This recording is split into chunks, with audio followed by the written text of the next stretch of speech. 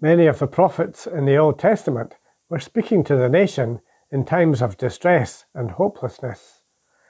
Often they brought a message from God's Spirit, telling the people to turn back to God. If they followed in His ways, then He would save them from their enemies. The Old Testament Psalms are another collection, this time of prayerful and prophetic song, as the psalmist turned to God, often in difficult circumstances.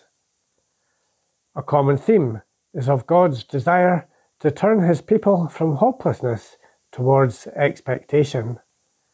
He tells them to remember His mighty deeds in the past. He tells them that their difficult circumstances are because they have abandoned God and gone their own way. If they turn to Him, then they will experience God's salvation and restoration. In our passage today from the prophet Micah, the people in Jerusalem are besieged. Their enemies have assaulted the king himself. It seems like all is lost. But Micah prophesies that a Saviour from the town of Bethlehem, in one of the smaller tribes of Israel, would rise up to be their ruler and to save them.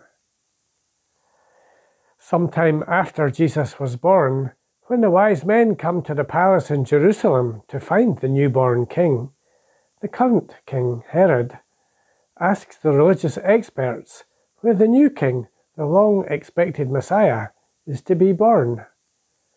They point to this passage and reply, "In Bethlehem."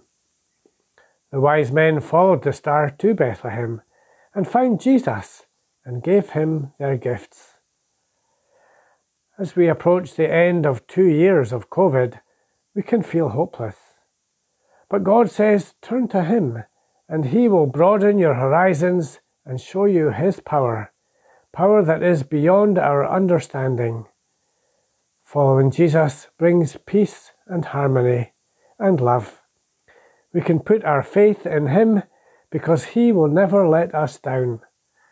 Your future is secure in God, for He is way beyond our expectations.